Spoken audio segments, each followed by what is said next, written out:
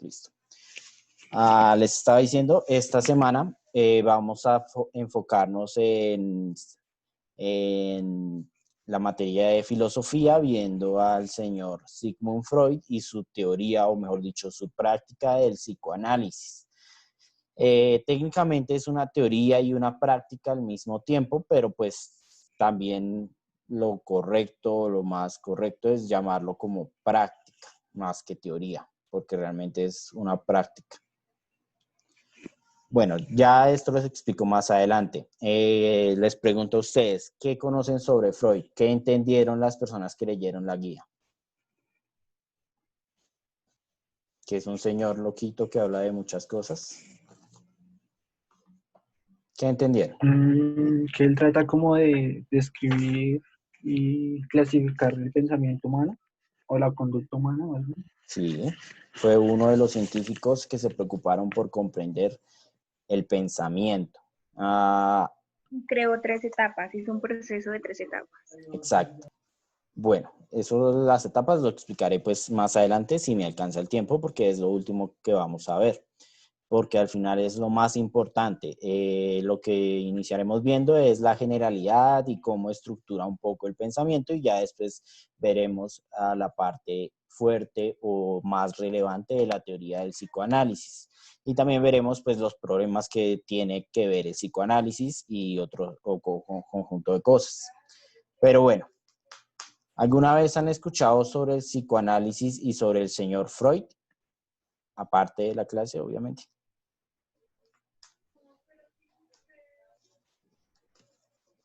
¿No? No, señor. Bueno, entonces, algo que sí seguramente han visto. ¿Alguna vez en caricaturas han visto cuando un personaje se hace en una especie de diván muy largo, se acuesta y empieza a hablar con un señor? Que usualmente, esto salía mucho en las caricaturas de Bugs Bunny hace años. Entonces ya no sé qué tanto pase. Pero si han visto cuando una persona se acuesta en un diván y empieza a hablar y un señor ahí detrás le dice cosas como, bueno, ¿y eso cómo lo hace sentir? ¿Sí han visto algo por el estilo en la televisión? Sí, señor. Sí, señor. Bueno, eso básica y sencillamente es lo que es el psicoanálisis. Es un médico o un psicólogo que se sienta y se pone a escuchar a una persona divariando. No le pide que hable específicamente de algo, sino que simplemente hable de lo primero que se le viene a la cabeza. Eso en sí es el método del psicoanálisis. ¿Por qué? Por razones que les voy a explicar más adelante, pues se hace esto. Bueno, este señor que logran... Esperen un segundo.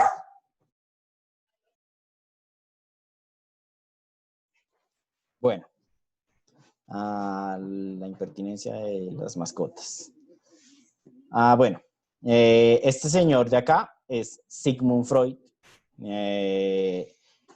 Esta vestimenta era típica de su época. Recuerden que él existió, mejor dicho, nació y vivió del 1856 a 1939.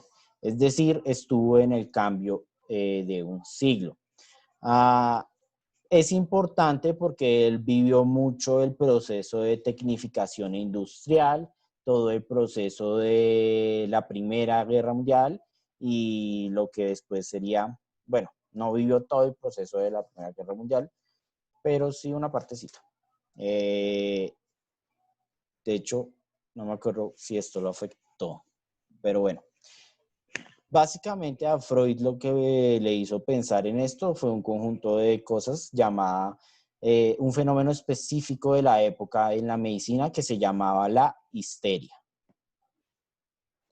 Espera un segundo, yo lo escribo por acá. Histeria. ¿Alguna vez han escuchado la palabra histeria?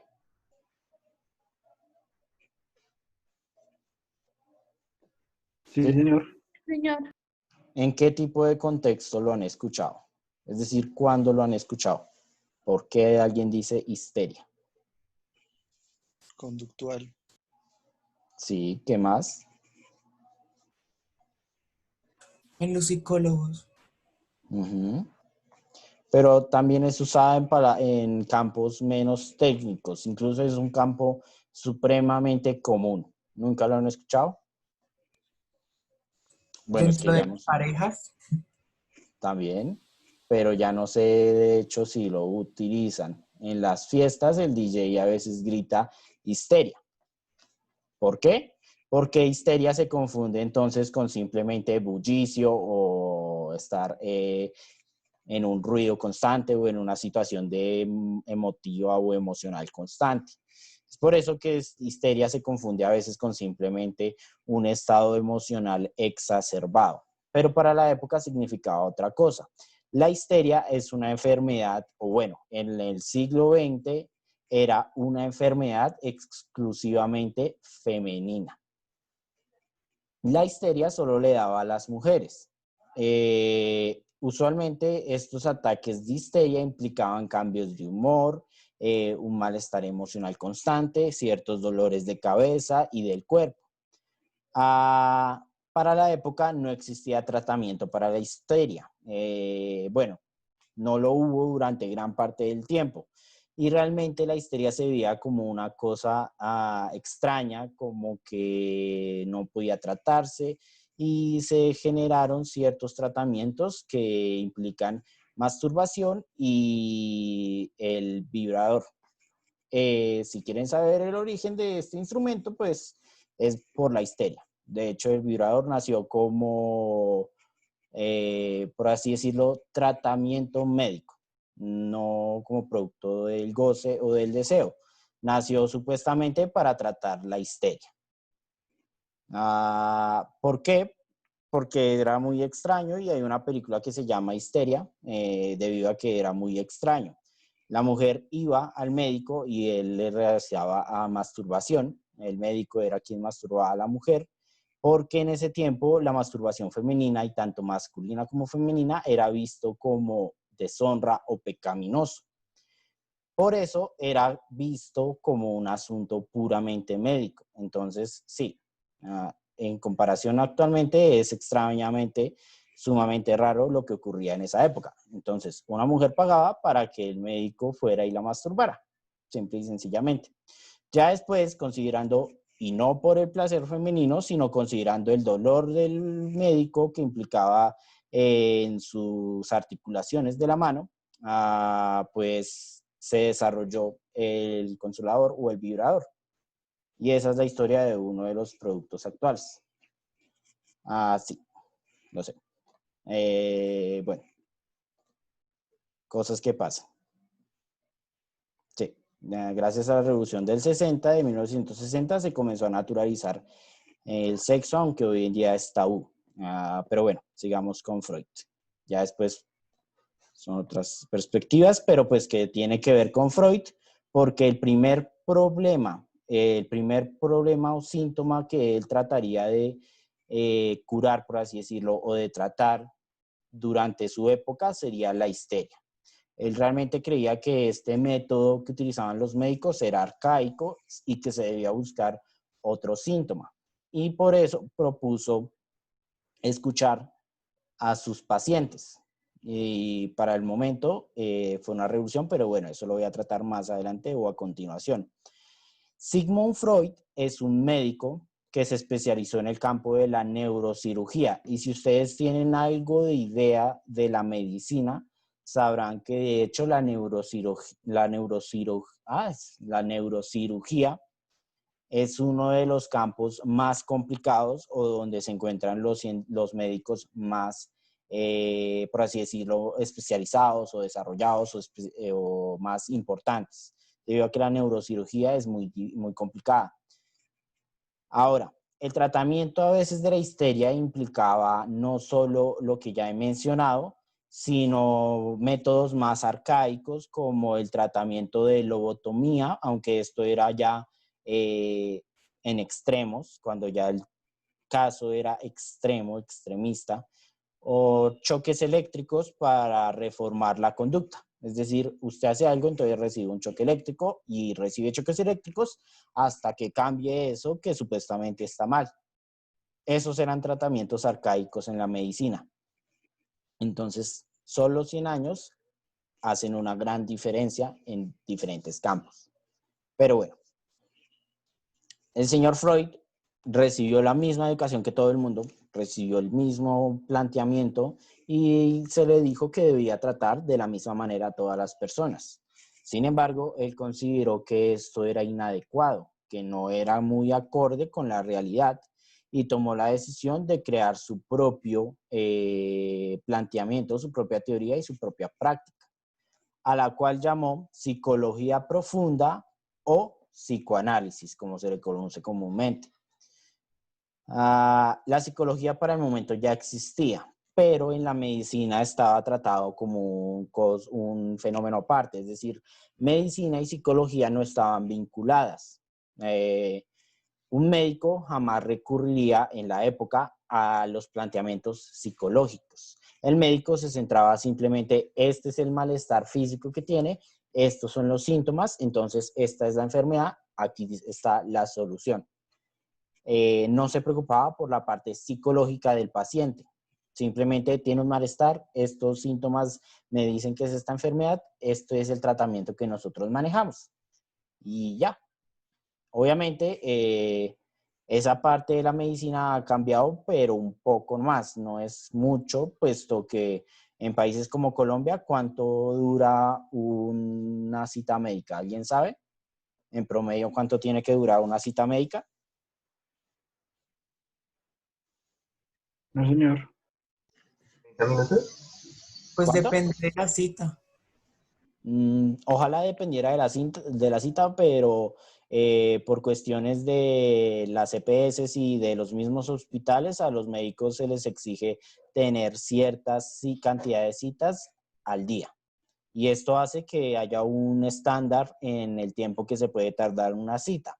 Este estándar está más o menos en los 15 minutos. Usted como médico tiene que tratar a su paciente en 15 minutos porque tiene que cumplir con el parámetro mínimo de atención de pacientes por día. Ahora, ¿qué tan bien creen que se pueda tratar a alguien, a una persona en 15 minutos? Sería la pregunta. No sé. ¿Qué tan bien creen ustedes? Esperen, necesito apagar la cámara. Listo. ¿Qué tan bien creen que se puede tratar a una persona en 15 minutos?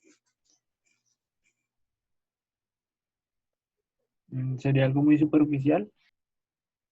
Exacto, es superficial. Cuando ustedes van al médico se dan cuenta que es superficial. ¿Cómo sería superficial o por qué es superficial? Cuando van al médico, ¿el médico les habla directamente o pasa más tiempo viendo el computador? Pasa más viendo el computador. Exacto.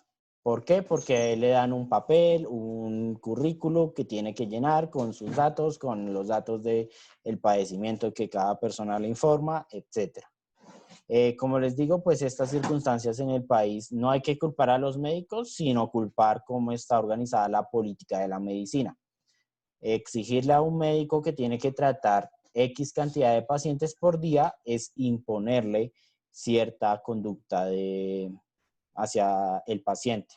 Entonces se vuelve simplemente en una relación en que el paciente tiene una enfermedad, llega al consultorio, el médico le pregunta por los síntomas, el paciente se los dice como si se tratara de una lista y al final el médico le dice pues lo que cree que el paciente tiene. Bueno, problemas de la sociedad actual, eso pues ya es otra temática que no tiene que relación, pero podríamos decir que el tratamiento que realizaban los médicos en la época de Freud era similar. Al médico poco le preocupaba las circunstancias psicológicas del paciente, si el paciente estaba bien o mal emocionalmente. No, a él le preocupaba dar señales de que hace un buen trabajo, porque en ese tiempo se trabajaba con la, por así decirlo, publicidad de uno mismo. ¿Cómo se le dice a esto? Ya se me fue el nombre. No me acuerdo. Bueno, los médicos tenían que tener una reputación. Ya, por fin. Se trabajaba con la reputación. Si el médico no tenía reputación, entonces pocos pacientes iba a tener. Por eso, más que el paciente les preocupaba que su reputación no bajara, y esto todavía se puede ver en médicos de gran relevancia, aunque más que todo por la televisión. Si alguna vez han visto uno de los dramas de médicos o la película de Doctor Strange, ahí mencionan cómo si el tratamiento no es curable, el médico se niega. Ahora, si es verdad, no sé, tanto conocimiento de la medicina no tengo, un conocimiento muy superficial, entonces continuamos dejando de lado eso. Este método del psicoanálisis que les menciono es lo que Freud desarrolló como el tratamiento o la cura a través del habla. Para Freud era de suma importancia que sus pacientes hablaran, dialogaran. No es un diálogo como tal, no es que el psicoanalista responda. El psicoanalista por ahí responde con preguntas simples y sencillas que orienten el pensamiento del paciente. Lo que el psicoanálisis busca es, un poco utilizando esto, el paciente hable y hable y hable. No necesariamente tiene que tener una conexión visible en principio, pero ese diálogo constante va a terminar llevando al mismo paciente, guiado por el psicoanalista, hacia el resultado, es decir, hacia el objetivo o hacia la razón del padecimiento o hacia la razón de la enfermedad. Esto es el psicoanálisis en la práctica. Una persona habla, la otra escucha, hasta que la persona, el paciente, llegue al resultado. No es que el médico le diga, no, bueno, de todo lo que usted ha dicho, esto es lo que tiene. No. Es el paciente el que llega a la decisión. El médico puede que supiera desde antes qué era lo que le pasaba al paciente, pero no puede decir nada directamente, porque es el paciente quien tiene que descubrir por sí mismo lo que le aqueja. Este es el método psicoanalítico en la práctica. En la teoría, el psicoanálisis trató de un entendimiento de la mente humana. Eso es el psicoanálisis en la teoría. En la práctica médica es simplemente hablar hasta que el paciente se dé cuenta de lo que le ocurre. En la teoría es una formulación de cómo funciona la mente humana, por qué hacemos lo que hacemos a nivel individual y, por así decirlo, en algunos casos a nivel social también. No es psicología social tampoco, el psicoanálisis es diferente en la medida en que se trata de la individualidad en sociedad. Pero bueno, entonces esto es el psicoanálisis en teoría. Nada más que práctica y entendimiento de la mente humana. Y eso nos lleva de nuevo a Freud. Freud técnicamente no es filósofo, y pues el debate estaría en si es científico o no. Debido a que la medicina es una práctica, se cuestiona si es una ciencia o no. ¿Por qué creen que sea? ¿Por qué será que la medicina se cuestiona como ciencia? O la ingeniería. La ingeniería también se cuestiona como ciencia. ¿Por qué creen que sea? ¿Quién necesita algo para hacer una ciencia?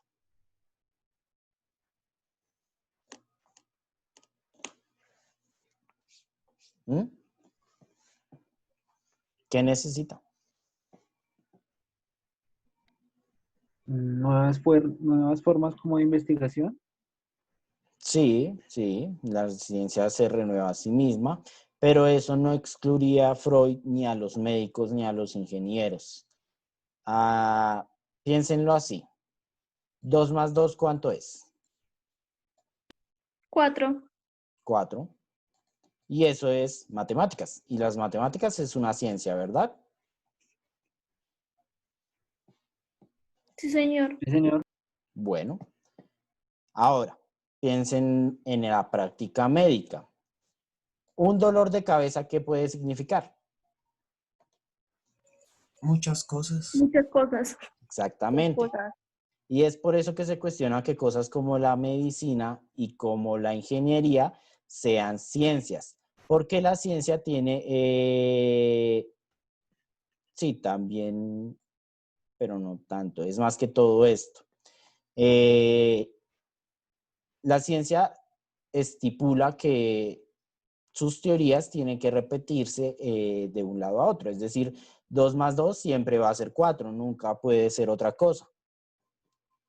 Y eso es la ciencia. Establece unas reglas fundamentales que perduran eternamente o, por ejemplo, en experimentación, si llega a un resultado, ese resultado tiene que repetirse de la misma manera en las demás circunstancias.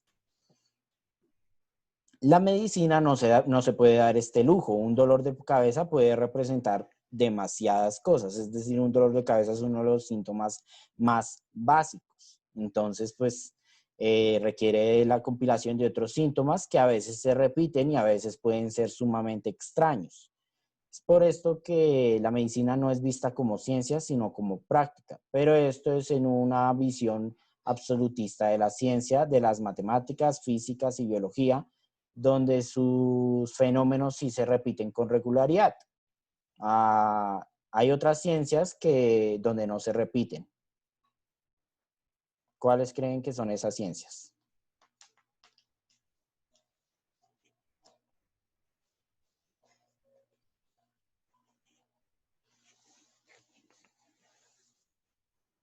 ¿Mm?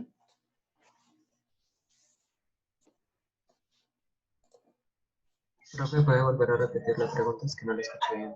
Hay ciencias que no pueden repetir los resultados de su experimentación.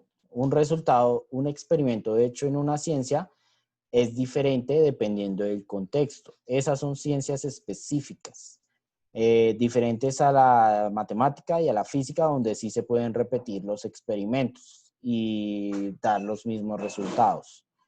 Pero hay unas ciencias donde el experimento, si cambia el lugar y cambia el tiempo y el contexto, nunca se va a repetir el resultado de la misma manera. Puede que sea tendencial, pero no es completamente igual. ¿Alguien sabe qué ciencias son esas? La medicina. Exacto, la medicina. ¿Cuáles otras? ¿La psicología es una ciencia? Sí, técnicamente sí.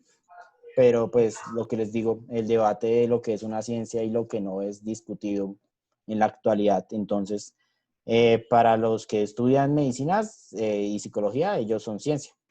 Pero para gente que alaba de la ciencia como un absolutismo, técnicamente no. Ciencias Bueno, ambientales, climatológicas.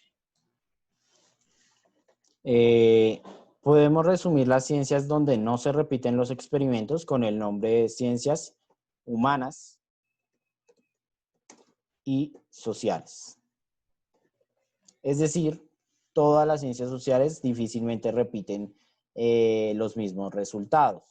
Hay tendencias, hay cosas que se repiten, pero es muy difícil realmente que los seres humanos se comporten de la misma manera. Esto se puede ver, por ejemplo, en la economía, que se hacen estipulaciones y teorías de lo que va a pasar y al final ocurren cosas diferentes.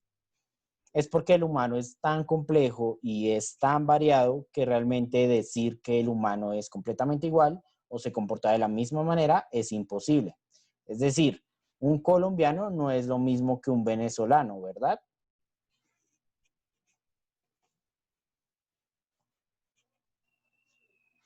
¿O será que sí?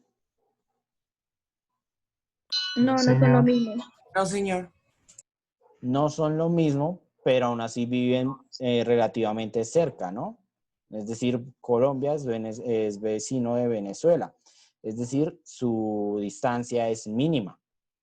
Y aún así no son iguales. ¿Por qué? Porque sus contextos, su cultura, todo es absolutamente diferente. Incluso la gente de un mismo país es diferente. No es lo mismo ser de Bogotá que ser de Antioquia o de Medellín, aunque pues Medellín es solo una parte de Antioquia, pero bueno, no es lo mismo. No es lo mismo, pero sea que los dos son de Colombia, no es lo mismo. Y es por esto que las ciencias humanas y sociales no se pueden dar el lujo de repetir tanto.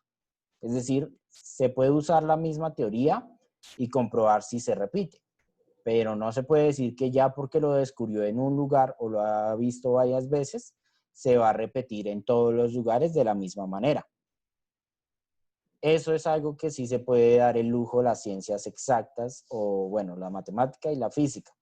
Que un fenómeno analizado en un lugar se repite varias veces, pueden dejar de practicarlo y se va a repetir en todos los lugares de la misma manera. Eso no lo puede hacer las ciencias humanas. Puede que se repita mucho, pero en algún momento va a encontrarse un caso donde la tendencia no aplique. Es, por ejemplo, el caso de Colombia. Recuerden lo que vimos de las dictaduras militares. Durante el siglo XX, toda Latinoamérica o la mayoría de Latinoamérica vivió procesos de dictadura, ¿verdad? Y Colombia no. ¿Por qué? Por razones culturales, sociales y políticas. Pero es eso. Mientras que todos los demás estaban en una dictadura, Colombia fue excepcional. No tan excepcional, pues hubieron otros países similares, pero bueno, es eso lo que quiero demostrar. Las ciencias sociales no se pueden dar el lujo de decir que algo se va a repetir solo porque sí. Por eso es que hay muchos experimentos de ciencias sociales, porque algo que se descubre en un lugar no quiere decir que va a ser igual en otro. Bueno, para comprender también la teoría de Freud, hay que comprender que Freud ponía un enfoque en la sexualidad. Y aquí quiero hacer un paréntesis. Bueno, mejor lo escribo porque mi letra con esto es horrible. Bueno, queda menos de un minuto, entonces salimos y ya retomamos la clase. ¿Listo?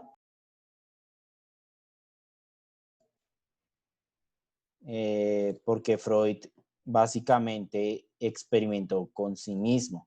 Varios de los descubrimientos que él hizo, los hizo pues con él mismo. Simplemente estaba ahí y empezaba a hablar en voz alta o consigo mismo y empezaba a darse cuenta de ciertas cosas, ciertas perspectivas que después veía en otros pacientes a los que trataba.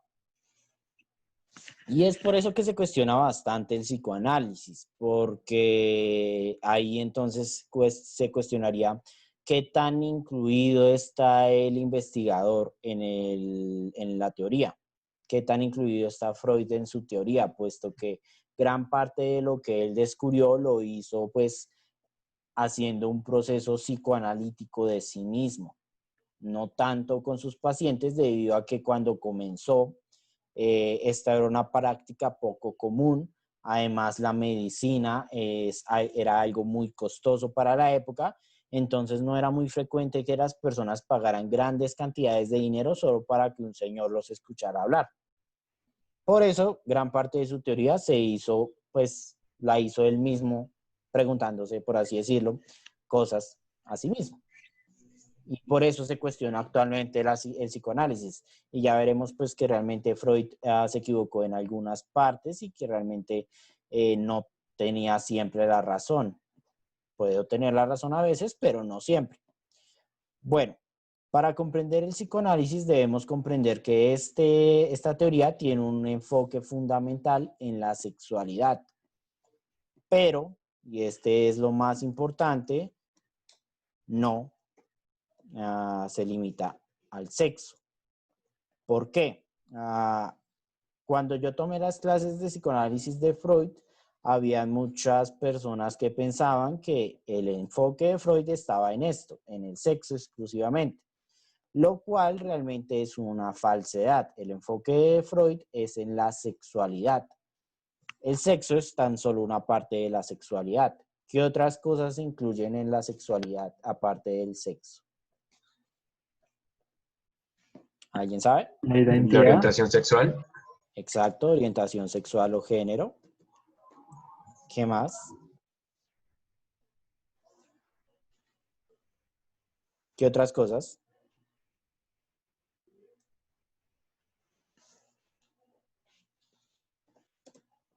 Ni idea.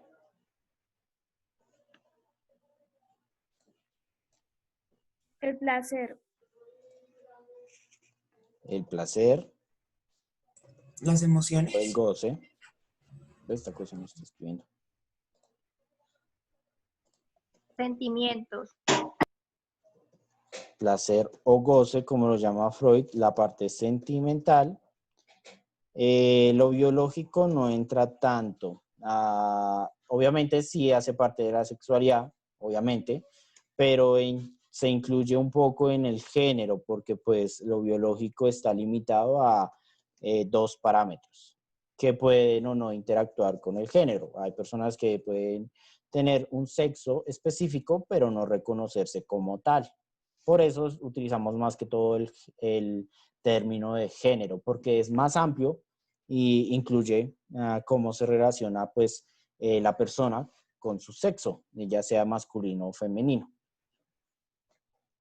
El término sexualidad es, por así decirlo, el más amplio y por eso el enfoque de Freud es en este, no en este. Este no, es solo una parte. Una parte que se hace y suma, se hace más y más grande entre más lo analicemos. Por eso es fundamental comprender esa parte. ¿Por qué? Porque muchas personas pues llegan pensando una cosa a la teoría de Freud y después descubren que no era eso. Y eso pues es complicado. Bueno, para comprender esta parte que le preocupaba a Freud, pero es precisamente ese enfoque en la sexualidad lo que más se le critica a Freud. ¿Por qué? Porque él tiene una teoría, pues no la voy a analizar mucho a profundidad porque realmente no es tan importante. Él tiene una teoría que se llama el complejo de Edipo. ¿Sí lo han escuchado? ¿Saben quién es Edipo? No, señor. No, señor. Bueno, ¿No es el que le gusta a las mujeres mayores? está vinculado un poco, pero no. El complejo de lo del gusto a las mujeres mayores sería una desviación al complejo de Edipo o un convencionalismo más adecuado con lo social. El complejo de Edipo es un término que se origina de una obra griega llamada Edipo Rey. La obra griega se llama Edipo Rey. El término de Freud se llama el complejo de Edipo. Y esta es la crítica más importante que se le puede hacer a Freud porque él le da demasiado papel a este complejo. Básicamente termina llegando a resultados donde cualquier problemática es complejo de Edipo. Ya les explico lo que es. Edipo Rey es una obra griega donde un joven es abandonado por su padre porque el oráculo de la ciudad había había predicho que el hijo del rey ocasionaría su muerte.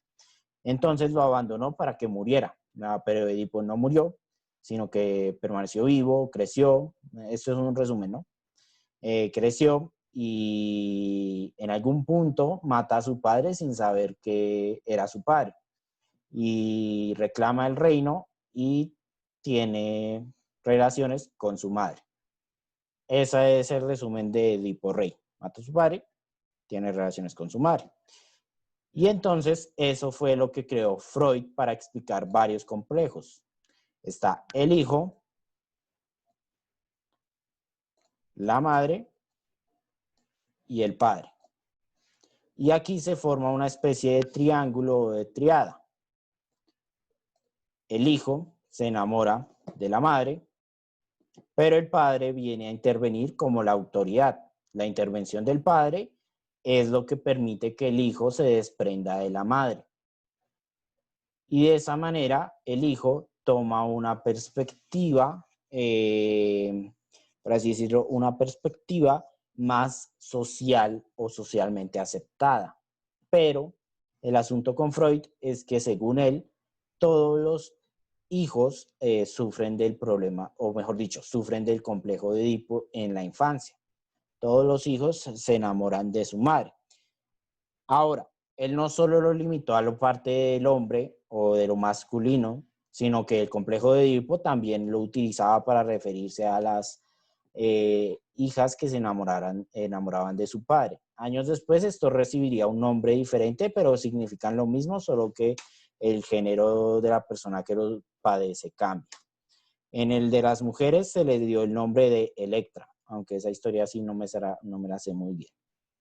Pero pues significan lo mismo, solo que uno se refiere al hombre y el otro se refiere a la mujer, pero es lo mismo.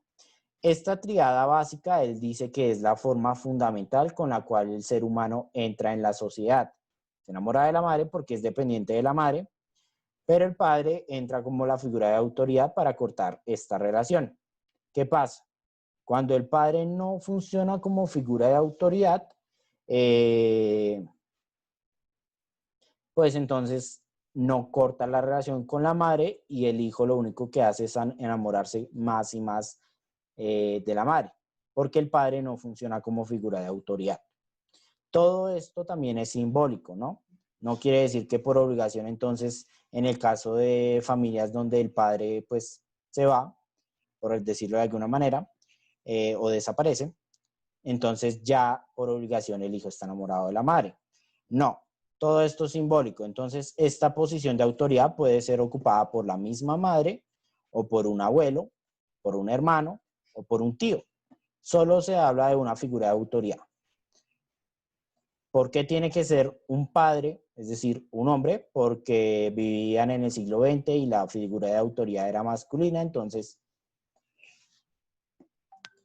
la autoridad tiene que ser masculina. Simple y sencillamente por la época. Ahora, ¿por qué esto es preocupante? Porque Freud le da mucha prioridad a este problema. Explica muchas cosas con esto. Por ejemplo, aquí tenemos una tira cómica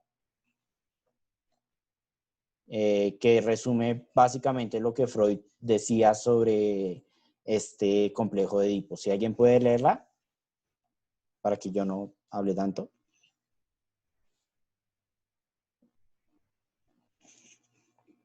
Sí, cualquiera. Entre los 3 y 6 años, los niños varones quieren tener sexo con sus madres, pero temen que sus padres los castren como castigo. ¿Todos los niños? Todos. Y listo. Básicamente eso resume la teoría de Freud sobre el complejo de Edipo. Todos los niños lo padecen, ya sea hombre o mujer, él no hacía diferenciación al respecto. Todos los niños padecen eso. Ya después veremos por qué esto es problemático. Es problemático, por ejemplo, con el género. Freud, pues para su época la homosexualidad era tratada como enfermedad. Él hizo un avance en cuanto a no lo trató como enfermedad, sino como desviación. Para Freud no era tanto una enfermedad, sino un ligero cambio en el complejo de Edipo. Ese ligero cambio es muy sencillo y él lo explicaba de una manera pues compleja. Ese ligero cambio que explicaba según él la homosexualidad era simplemente que la madre ocupaba la posición del padre y el padre ocupaba la posición de la madre. El padre del hijo, digamos, sea hombre o mujer, en el caso de la mujer, pues aquí sería la madre y aquí sería el padre. En el complejo de Electra es sencillo. Se comporta de manera regular así. La hija, aquí está la madre y aquí ocupa la posición el padre. Esta posición de autoridad es la que le dice al hijo o a la hija que no. Y el padre o la madre ocupando la posición de la madre, simbólicamente hablando, es ese que la consiente, ese que lo consiente, ese que lo malcría, bla, bla, bla, bla, bla, bla, bla. Este básicamente es la parte sentimental y esta es la ley o la orden fundamental de que no. Entonces, Freud explica el género o la homosexualidad como una simple y sencilla desviación en el complejo de Edipo. En el caso masculino, digamos, el padre no logró ocupar la posición de poder, sino que se convirtió en la parte sentimental, en quien lo consiente, en quien lo malcría. La madre se convirtió en, por eso, la figura de autoridad. ¿Y qué genera eso según Freud? Pues entonces que el hijo varón desarrolle un gusto por el padre y no por la madre, ya que ésta le representa el no. El no tiene que enamorarse de su padre, el no tiene que enamorarse de un familiar. Eso es el complejo de Edipo. Y así explica Freud el género, una desviación en este complejo. Puede que sí, puede que no. La cuestión es bastante cuestionable. Podría decirse que sí, podría decirse que no. Pero Freud le da mucha importancia a este complejo de Edipo, demasiada importancia. Entonces llega un punto donde, no, pues el paciente tiene esto y Freud dice complejo de Edipo. Básicamente es eso. La persona puede llegar con cualquier otra perspectiva, pero Freud va a estar pensando, eso es complejo de Edipo, eso es ocasionado por el complejo de Edipo, una desviación en el complejo de Edipo. Esa es la mayor crítica que se le puede hacer a Freud. Tanto enfoque al complejo de Edipo tampoco es muy productivo que digamos. Hay muchas otras maneras de explicar ciertos fenómenos. No todo es simplemente porque el hijo se enamoró del padre o de la madre. Ya después el complejo de Edipo es más naturalizado y se escucha mucho. Por ejemplo, ¿alguna vez han escuchado el dicho de que todos los hijos se casan con sus madres? No, señor. ¿No? Bueno, entonces son muy jóvenes y yo ya me envejecí. Pero bueno, hubo una época en que las personas decían que todos los hijos se casaban con su madre, es decir, todos los hijos buscaban en su esposa a la madre. Y lo mismo pasaba con, en el caso femenino, todas las hijas buscan en el esposo al padre, o que por eso el novio se le parece mucho al papá. Esas son cosas que, bueno, son formas de vulgarizar o de volver común las teorías. Se utilizan como dichos. ¿Cómo dicen? Bueno, simplemente es vulgarizar la teoría, simplificarla y convertirla en un dicho. Pero bueno, eso es puro y complejo de Edipo y ya por eso no me voy a centrar en eso y lo voy a dejar de lado porque es básicamente pues, la parte más débil de la teoría de Freud. Bueno, ahora, lo que sí vamos a destacar y lo que ustedes es importante que entiendan es que Freud divide al ser humano entre una parte racional y una parte impulsiva. Lo racional es cuando el pensamiento está racionalizado, donde la persona se toma un tiempo para tomar sus decisiones.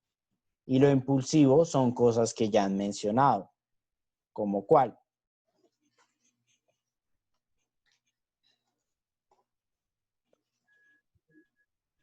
El miedo, el dolor. Exacto, el dolor es impulsivo. Por ejemplo, si ustedes ponen la mano sobre una superficie caliente, ¿qué ocurre? Aparte de que se queman, ¿no? Uno reacciona y la quita. Exacto, uno reacciona y quita la mano, pero esto lo hacen como un proceso racional. Nacional. Es algo involuntario. Exacto, es involuntario. Si este tipo de cosas fueran racionales, ustedes tomarían más segundos para tomar la decisión. Primero tendrían que procesar que lo que están sintiendo es dolor por el calor. Después tendrían que procesar que el calor causa daño. Y finalmente tendrían que procesar si algo le causa daño, evítelo. Eso es la racionalidad. Todo un proceso complejo para llegar a un resultado. Obviamente no podemos perder tanto tiempo y algo como el dolor se vuelve impulsivo o instintivo también. No quiere decir que entonces están relacionados, aunque pues son términos diferentes, pero pues casi significan lo mismo. Lo impulsivo es puramente instintivo. Son instintos primitivos del ser humano. Y así es como Freud divide al ser humano entre lo que es racional y los instintos primitivos de su origen animal. Recuerdan que yo les dije que para la época había una teoría fundamental que era uno de sus representantes era Darwin. ¿Alguien se acuerda cómo se llama esa teoría?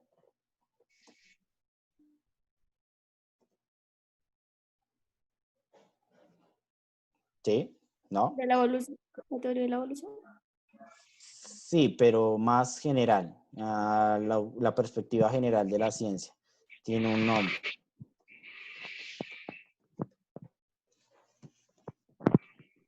Recuerden que en esa época la ciencia se estaba enfocada en el naturalismo, en la idea de estudiar la naturaleza para comprenderlo todo. Entonces, Freud hace parte de esta perspectiva naturalista. Freud dice que hay una parte racional, pero una parte instintiva en el ser humano, algo impulsivo o, por así decirlo, involuntario, algo que no razona, sino que está ahí. Y él decía que estos instintos provienen de su origen natural, es decir, su origen animal. Bueno, lo impulsivo son miedos. Hay miedos que son de carácter natural, como por ejemplo el miedo a caer. Eso es algo natural. Todo el mundo le tiene miedo a, por ejemplo, cuando está en una superficie, pues digamos, no equilibrada, va a temer caerse. Ahora, ya un miedo irracional sería que esté en un edificio y mire a la ventana y le tenga miedo de caerse. Eso sí ya sería irracional, se le llama vértigo. Eso es el vértigo. Y pues hay otros medios irracionales como el miedo a las arañas, que se llama, ¿alguien sabe? Aracnofobia. Aracnofobia. Y bueno, básicamente hay un montón de miedos que son de carácter irracional. ¿Irracional por qué? Porque es muy poco probable que una araña realmente le haga daño. A menos de que esté en la selva, pues las arañas de la ciudad, por ejemplo, es muy poco probable que le hagan daño. No existe. En la selva sí ya se vuelve más racional, obviamente, pero en la ciudad no tanto. Después tenemos los sueños, que hacen parte de lo impulsivo, porque Freud creía que los sueños eran reflejo de aquello que tratábamos de ocultar, que ya más adelante les explicaré cómo llama eso. Y finalmente, otra de lo impulsivo es el deseo, lo que deseamos. Nuestros deseos son de carácter impulsivos. No solo deseos sexuales, sino deseos, por ejemplo, de consumo, de interacción o simplemente un deseo simple como de alimentarse. Es decir, todo el mundo siente el deseo de alimentarse, ¿no? Sí, señor. Bueno, a esa parte impulsiva o instintiva Freud la llamaría pulsión o pulsiones.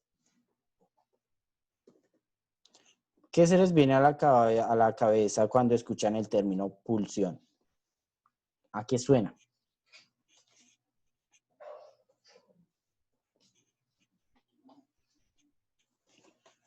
Pulsión. ¿Qué se les viene a la cabeza? Digan cualquier cosa que se les venga a la cabeza. Pulso. Pulso, ¿qué más? ¿Algo repentino? Sí, ¿qué más?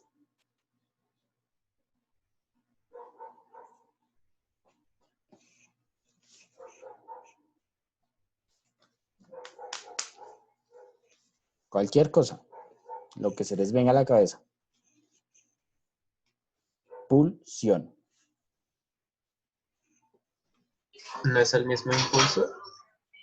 Sí, precisamente. Pulsión es el término que utiliza Freud para decir los impulsos. Pero quiero que piensen en esto. Los chuzan una y otra vez. ¿Eso qué les causaría? Una persona que los esté chuzando con el dedo una y otra vez. Dolor. Dolor. ¿Qué más? Fastidio. Molestia. Malestar, molestia. Esa es la pulsión. Son unas cositas que ustedes no pueden controlar y que están ahí y de repente empiezan a molestar. Es la pulsión que está constantemente intensa, molesta y molesta y molesta y molesta. ¿Por qué molesta? Por lo que ya veremos más adelante, que es el conflicto entre el individuo y el entorno. Por eso la pulsión es molesta, porque son pulsiones instintivas, son algo que hoy en día no reconocemos el instinto en el ser humano. O bueno, en la época era muy poco reconocido que el ser humano tuviera una parte instintiva. Entonces, por eso las pulsiones son molestas. Existen muchas pulsiones, tantas que ya no me acuerdo, pero bueno, la que yo me acuerdo principalmente es la pulsión de muerte. Freud creía que en una parte instintiva del ser humano existía la pulsión de muerte. Considerando lo que les expliqué de la pulsión, ¿qué creen que es la pulsión de muerte?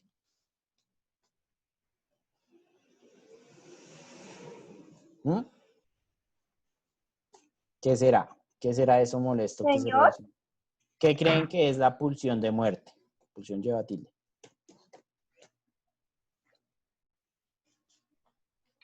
¿como el miedo a morir? Exactamente, está relacionado con el miedo a morir. Aunque el enfoque que le dio Freud es más que todo en una parte primitiva del cerebro humano, en una parte de la psicología humana, está el deseo de matar y matarse a sí mismo. Esa es la pulsión de muerte. El ser humano, según Freud, en una parte primitiva de su cabeza, desea que el otro muera y desea morir. Y por eso la pulsión es incómoda. Porque, ¿cómo se sentirían ustedes aceptando la idea de desear matar a alguien? ¿Qué les hace sentir esa idea? A mí me da miedo. Exactamente, da miedo porque la sociedad nos ha construido para que la muerte sea algo que no practicamos nosotros. Pero Freud, basándose en su pensamiento instintivo naturalista del ser humano, creía que en el fondo hay una pulsión de muerte en el ser humano. Y eso es lo que explicaría, por ejemplo, los deportes extremos. Una persona que sienta satisfacción con los deportes extremos es su pulsión de muerte exteriorizándose. Obviamente, él lo hace con todo el mecanismo de seguridad porque la muerte está vista como algo negativo. Es decir, la muerte hoy en día es reprimida o vista como tabú. Pero la práctica de estos deportes extremos genera que se acerque a la pulsión de muerte, genera la expresión de la pulsión de muerte. ¿Por qué? Los deportes extremos, ¿los han visto? ¿Qué tan probable es morir en ellos? ¿O qué es más? Alta. ¿Sí? ¿Qué iban a decir? ¿Sí? ¿No? Bueno, entonces les cambio la pregunta. ¿Qué es más probable, morir en un partido de fútbol o morir haciendo, no sé, jumping o salto base? El salto base El salto de agua. es más riesgoso. Es más riesgoso, se corren más riesgos. Y pues el jumping ni siquiera es un deporte extremo muy grande. Saltar, por ejemplo, desde un avión. Eso sí. Exacto. Y pues bueno, para ponerme a mencionar deportes extremos, hay demasiados. Desde el psicoanálisis, eso se explicaría con que esa persona tiene una fuerte cercanía a la pulsión de muerte. Lo hace porque eso le genera emoción, porque ahí se está expresando su instinto sobre la muerte. ¿Por qué Freud creía esto? Por lo instintivo en el ser humano. Entonces, la pulsión de muerte se explica porque los animales necesitan matar a alguien, o mejor dicho, matar un animal para sobrevivir. Consumen vida para sobrevivir. Eso lo hacen de manera instintiva y en el ser humano ese instinto permanece en forma de pulsión de muerte. Yo sé, es perturbador la idea de que en el fondo deseamos que el otro muera o de matarlo, o de matarnos a nosotros mismos. Perturbador sí es, pero bueno, teoría es teoría, entonces las cosas son como son. Obviamente existen muchas pulsiones, pero no me acuerdo en este momento cómo se llaman. Las más comunes son la pulsión de muerte y la pulsión sexual. Pues la segunda es obvia, el instinto animal de reproducirse. Y por eso Freud no investigó mucho sobre la homosexualidad. Ya después los psicoanalistas que le precedieron sí hicieron investigaciones sobre el género. Pero Freud sí se quedó en la parte de ver la homosexualidad como una desviación y ya. ¿Por qué? Porque como él decía que la pulsión sexual era el deseo instintivo por reproducir o por perpetuar los genes, pues entonces no habría mucho que analizar según él en la homosexualidad, porque pues no hay reproducción genética. Y por eso sería una desviación y algo a tratar. Recuerden que para la época la homosexualidad es una enfermedad, entonces es por esto que él pensaba así.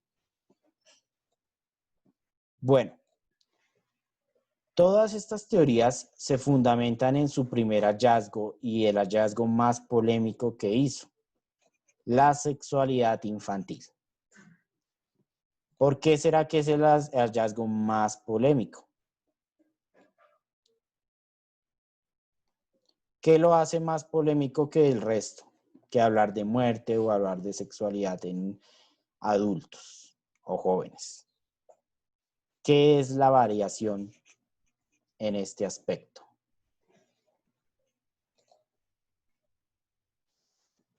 ¿Mm? ¿Alguien sabe?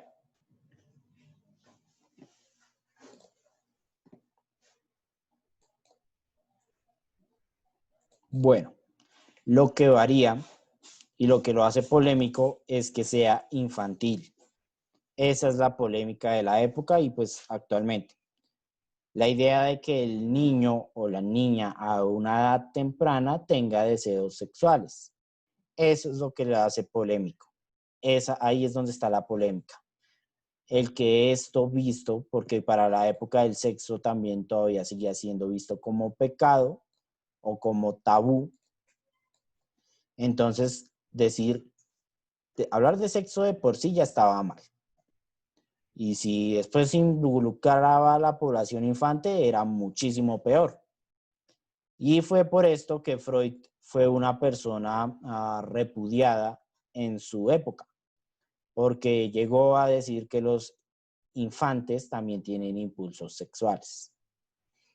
Y eso lo convirtió básicamente en la persona más odiada de gran parte de la población inglesa, porque también era no, ¿qué? ¿De dónde nació? Ya se me olvidó. Bueno, son las 1:30, entonces voy a parar acá. Ya después el viernes seguiremos viendo, vamos a desarrollar la actividad que tenía preparada. Ya después continuamos con todo esto. ¿Listo? ¿Tienen alguna duda hasta ahora? Probablemente No, señor. No, señor. No, señor. No, señor. ¿Todo claro entonces? Sí, señor. Por el momento, señor. Bueno, por ahora esto es lo básico, ya después iremos con la parte de cómo estructura Freud el pensamiento humano. Como les dije, esto es tan solo una parte de la teoría de Freud, porque Freud escribió mucho, entonces se puede hablar de él por cualquier cosa. Bueno, antes de hacer la